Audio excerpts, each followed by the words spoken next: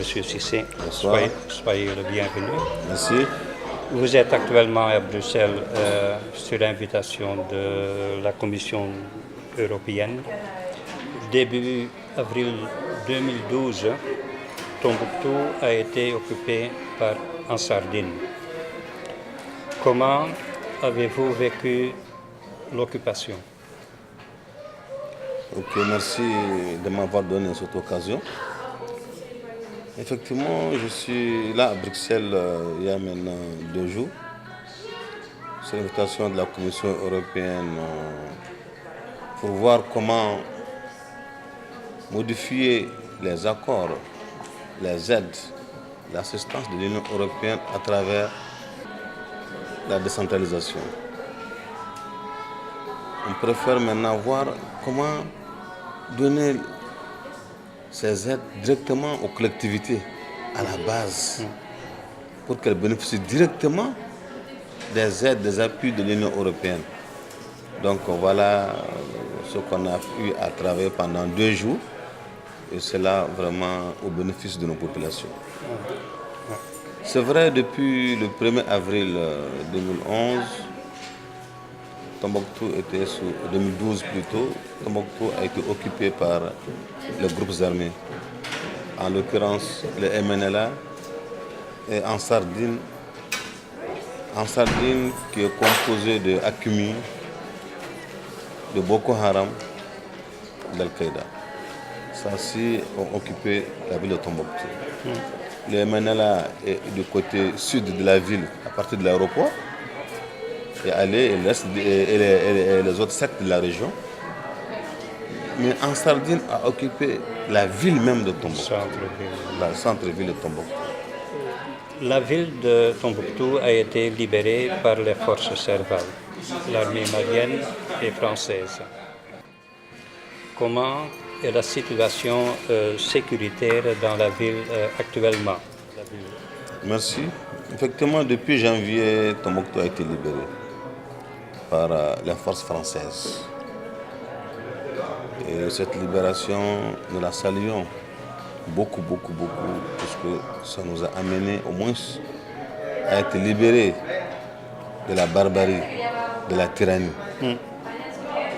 Toute la population, toutes les personnes du Nord passent, et surtout les populations en général du Mali, grâce à cette aide, à cette coopération, vraiment ont retrouvé au moins le droit de vivre librement, de s'exprimer librement, d'écouter les informations librement. Donc voilà comment nous avons retrouvé cette libération. Les habitants de Tombouctou ont subi beaucoup d'événements tragiques. Ils ont fui la ville. Est-ce que la situation sécuritaire est-elle telle que les gens vont vite revenir dans la ville?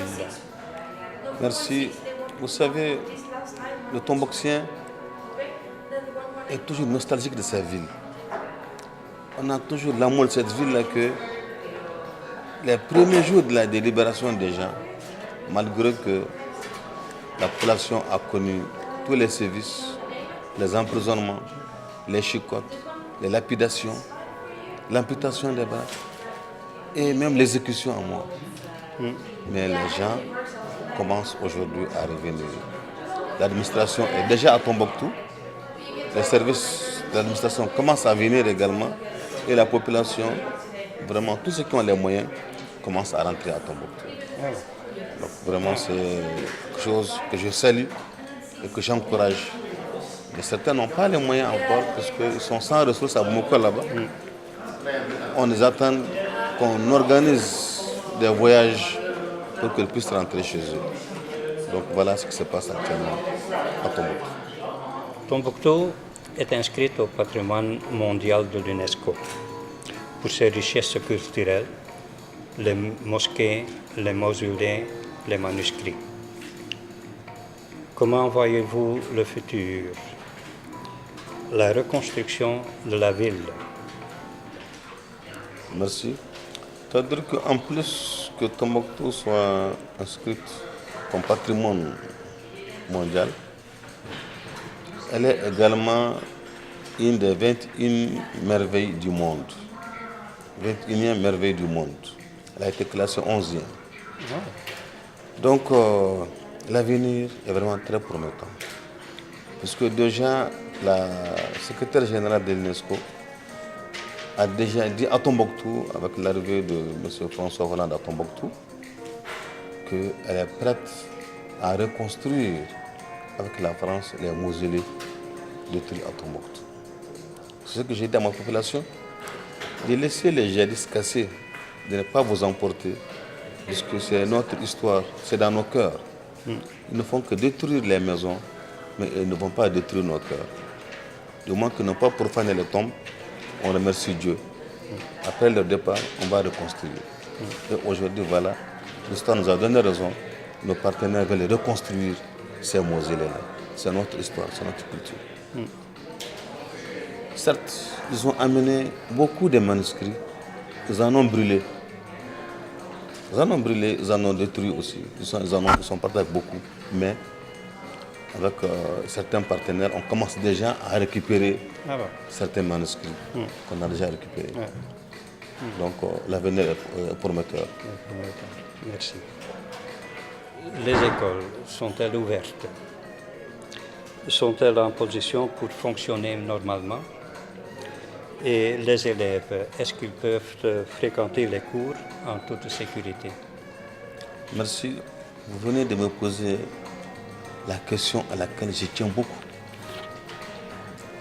Je vous assure que 2 semaines après la libération, le 16 janvier, j'ai demandé aussitôt à ce qu'on reprenne les cours. C'était ma première mission, qu'on ouvre les écoles, puisque nos enfants devront faire 2 ans sans aller à l'école. Les djihadistes sont rentrés en avril 2012, l'école était fermée, et maintenant encore on est en 2013, il n'y a pas d'école. Donc on a dit aux enfants d'aller à l'école. Et les enseignants, tous sont venus. Ceux qui enseignent en bourse, je les ai gardés en ville pour compléter les manquants. Malheureusement, il n'y avait pas de fourniture scolaire. On n'a pas de librairie à Tombouctou. On n'avait rien à Tombouctou. Et même s'il y avait des librairies, les parents n'ont même pas les moyens de payer les fournitures scolaires. J'ai fait un SOS. J'ai parlé partout sur les antennes. Il y a l'UNICEF qui est venu à mon secours, mais ils n'ont pas donné à toutes les écoles. Ça n'a pas suffi. Il y a au moins 3 quartiers qui sont restés sans fourniture scolaire. Mais en tout cas, les enfants, ils vont à l'école. Continuez à partir à l'école. Quel message voulez-vous encore adresser aux politiciens occidentaux? Merci. Message, pas tellement aux politiciens. Message que je lance plutôt à mes partenaires, à moi, aux amis de Tombouctou, à tous ceux qui aiment Tombouctou, qu'aujourd'hui, je les sollicite d'être au chevet de Tombouctou, puisque tout manque à Tombouctou. L'éducation, la santé, l'électricité, tout nous manque à Tombouctou. C'est vraiment vous dire que tout ce que aujourd'hui nos partenaires nous font, même si c'est un cahier, je le prends avec 2 mains, puisqu'il va servir au moins à aller amener un enfant à l'école pour qu'il ne puisse pas perdre l'année scolaire. Une aspirine pour au moins sauver un enfant du palu, parce qu'on a tout perdu. Même les hôpitaux ont été pillés. Même les hôpitaux ont été pillés. Pour faire une idée de ce que les Tombouctiens vivent. À nos amis et à nos partenaires que je lance un cri d'appel, un appel pour vraiment nous venir en aide. Je vous remercie. Merci, Monsieur le maire, pour votre exposé. On vous souhaite encore beaucoup de courage et de succès. Merci. Merci, c'est à moi surtout de vous remercier pour m'avoir donné cette occasion de m'adresser à ceux qui verront cette caméra, ceux qui verront ce film, sauront que ailleurs là-bas, confins du monde, la ville qu'on appelle Tombouctou, les habitants sont en train de souffrir. Je vous remercie. Bonne chance. Merci. Ok.